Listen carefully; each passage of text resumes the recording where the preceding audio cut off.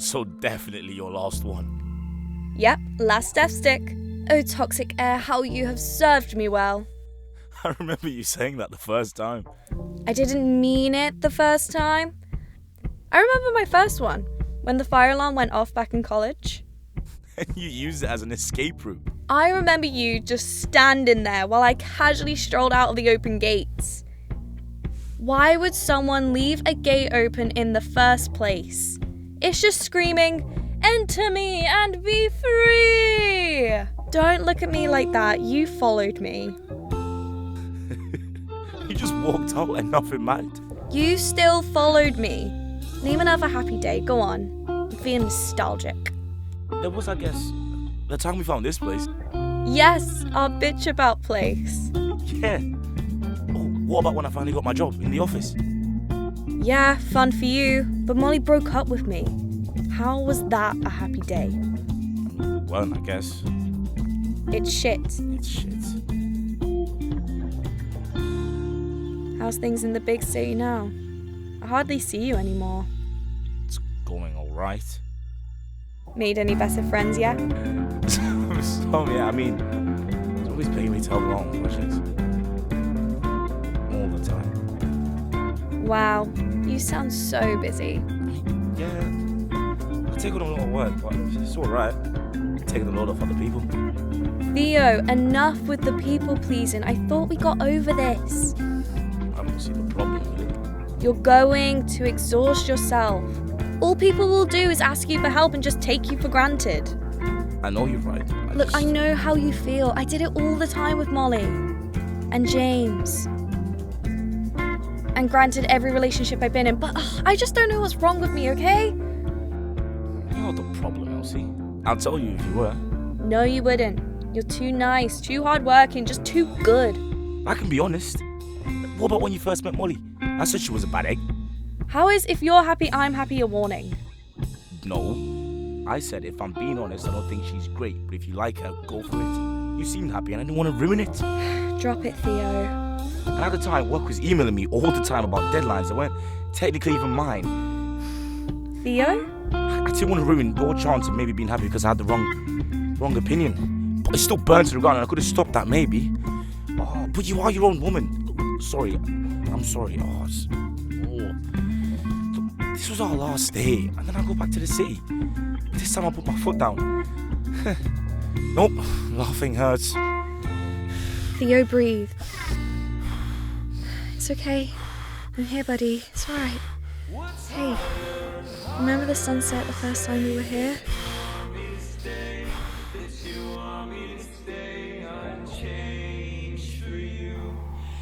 So, what did you think about the exhibition? I think it's a really honest and vulnerable interpretation of how you can feel when you feel so attached to a person and then you realise it's not the person that you thought they were, or you realise that you're learning new things about yourself, and I think it's a really good insight into the female perspective of things, and I can definitely relate to the themes within the piece. Yeah. So I just love it. I love the different elements to it. You've got the screen, you've got the stills, the photos that you're sort of surrounded by, makes you feel really part of it and sort of just in the zone. And then you've also got the projector, which is just another element. And just, makes you really feel sort of surrounded and encapsulated in the exhibit, and it's just super cool. So, what did you think about the exhibition? I thought it was really cool. Some of the photos and the artistry of the photos, I thought was really interesting. And you picked loads of pictures that are memories that a lot of people who are local will know, and they'll have their own sort of take on the pictures that you've taken. So even though they're your memories projected, everyone can relate to them. And I also really like the confessions. Yeah, brilliant. Yeah, lovely.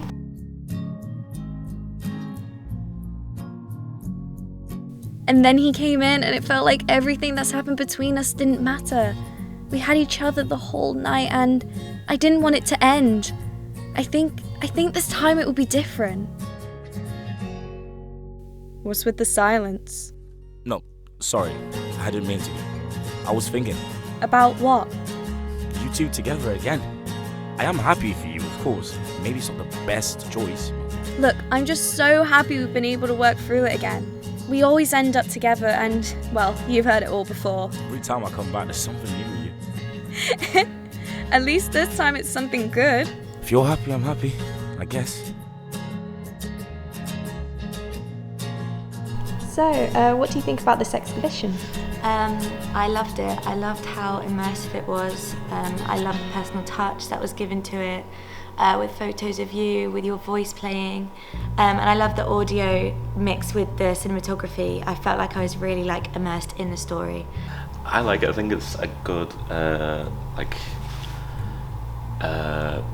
manifestation, like a good, interpretation of how memory is fragmented and very kind of it's never one big chunk, it's bits here and there. You don't remember things like a completely, linear fashion, things flow in and out. And I really like the exploration of two different people's opinions of a certain subject, a certain topic, because no one's gonna have the same opinion on everything. And it's the characters still come across really well, purely from audio, purely from very small snippets of conversation. I really enjoy it. It's really well formed. Sweet. Hey, you're late. Don't. How have you been? Well, my anxiety. No, attacks. sorry. What gives people the entitlement to do whatever they want to whoever they want? Nobody gives a shit. What's happened? For once, Theo, I don't want to talk about it to you. Okay. Is there anything else on your mind? My ex, that's a new topic. We got into a fight and they're not speaking to me. What did you fight about? I said I needed space. You know what, yeah, I see the irony in that. You're better than they deserve, Elsie. Anyone will be lucky to have you in their lives. You're just saying that because you think it will make me better. This is why we do what we do. Get it out all in the open. To just one person so no one in our real lives needs to know about our freakouts. Sounds like we have it figured out. Two long-distance friends meeting up only to chat shit about our lives. You're my walking diary at this point. I care. You shouldn't, Theo. Kind of. It's easy to see why it happens, and it can be comforting at the time, but then it's not really healthy to remain in that way unless, not even unless, there's no really healthy way of being codependent, I suppose. But it can be comforting. It's a tricky situation to kind of get out of, because obviously you're depending on another person and they're depending on you, so it's tricky to untangle that knot. But I can see why people fall into it so easily. I think it's something that probably everyone has that everyone's always got that person that they sort of depend on probably a bit too much or something like that.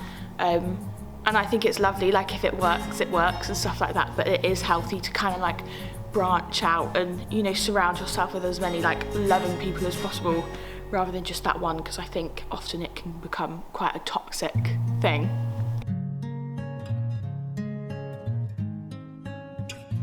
Theo, I've missed you. Hi, Elsie.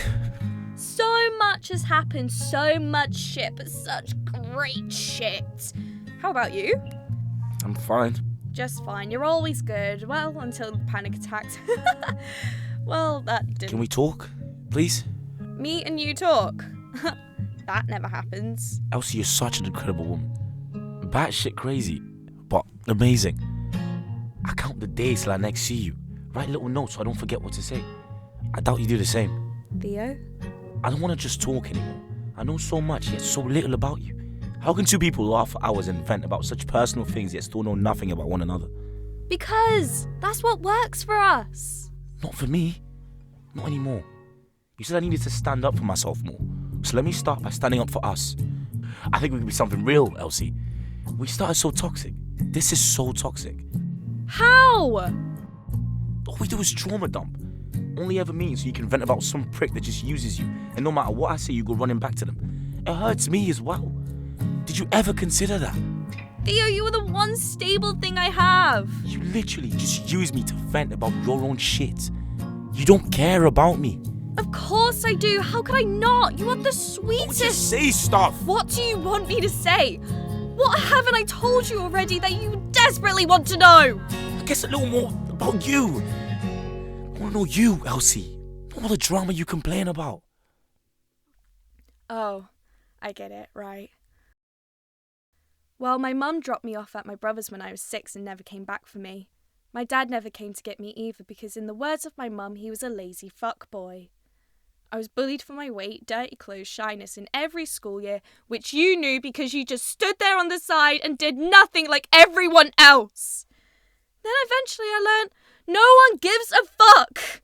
So I started fucking whoever I wanted. My first girlfriend actually taught me it was normal in a relationship to beat your partner to a pulp. But it's girl-on-girl action though, that's so hot, said the stranger at the bar while he was forcing himself into me. I did say no, but that doesn't fucking matter. My brother then rings me calling me every name under the sun, so once again the person I trust leaves me.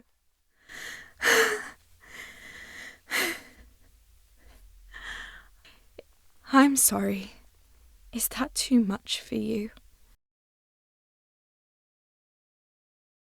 Codependency is a tricky one. Obviously, in relationships, it can sometimes be hard to kind of recognise when you are being codependent.